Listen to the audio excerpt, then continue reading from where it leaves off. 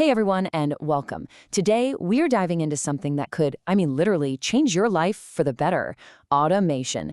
We're going to break it all down and show you how you can start working a whole lot smarter, not harder. So let's jump right in.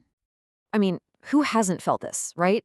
That feeling of endlessly copying and pasting, or sending the exact same email for the 100th time, or just manually plugging numbers into a spreadsheet. It is just soul-crushing. Well, that exact frustration is what we're here to tackle today. So, what is the big solution to all this mind-numbing work? Well, it's a word you've probably heard a lot: automation. And trust me, it is way less complicated than it sounds. At its heart, that's all it is. It's just about using technology to handle the boring stuff that eats up all your time. And it's not about replacing people. It's about freeing you up to focus on the creative, strategic, important stuff. The work a human brain is actually good at. Okay, so we know what it is, but how does the magic actually happen?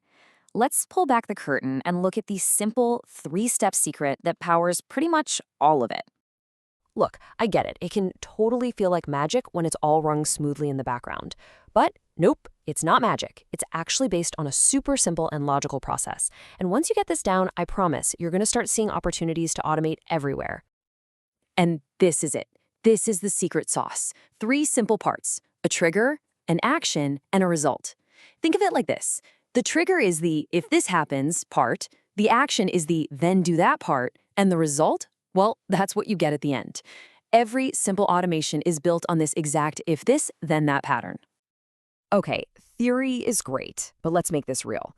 Let's take a super common example: automatically sending a welcome email when someone signs up for your newsletter. Imagine every new sign-up just gets added as a new row in a simple Google Sheet. So let's break this down using our little framework. The trigger, that's the new row getting added to the sheet. That's the signal. The action, the system automatically sends out that pre-written welcome email. And the result? Your new subscriber gets a warm welcome the second they sign up, and you didn't have to lift a single finger. How cool is that? It really is that simple. All right, now that you've got the basic building block down, let's look at some awesome ways you can start putting parts of your life and your work on autopilot. Just think about it for a second. You could have your emails automatically sorted into folders based on who sent them, or clean up all the messy data that comes in from a form, or automatically send your calendar link to anyone who asks for a meeting. What about generating a sales report every single Friday at 5 p.m., or getting a text alert the second a VIP client emails you? These are all those little paper cuts that just drain your focus throughout the day. This right here, this is the way you got to think about it. Automation is your own personal assistant. It doesn't need coffee breaks, it never gets tired, and it will never, ever make a copy-paste error.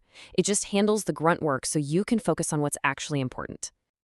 Okay, so you've mastered Automation 101? You ready to level up? Now we're going to get into the two main types of automation you'll run into: workflows and these things called intelligent agents. Yeah, you heard that right. It turns out automation isn't just one thing. It's a whole spectrum, from really simple, rule-based stuff all the way to, well, agents that can almost seem like they're thinking for themselves. So here's the main difference, and it's a really useful way to think about it. A workflow is like a recipe. It follows your instructions exactly, every single time. If a new row appears, send an email. Perfect for predictable tasks. An intelligent agent, though, that's more like a chef. A chef has a goal, like make a delicious dinner, but they can improvise and adapt based on the ingredients they have. An agent can make decisions to get to a goal, which is where things get really exciting. Okay, that's a lot of information. Workflows, agents, triggers, but what does all of this actually mean for you right now? If you remember one thing from this whole explainer, make it this: automation isn't science fiction. It's not just for giant tech companies with huge budgets. It's a real, powerful, and totally accessible tool that you can start using today. It means you have the power to get rid of the boring stuff and get back to doing the work you love. So, I'm going to leave you with a question, a little piece of homework. Think about your day. That one thing you do over and over and over again that you just can't stand. Now that you know the secret, the trigger, and the action, what's the very first thing you're going to set on autopilot?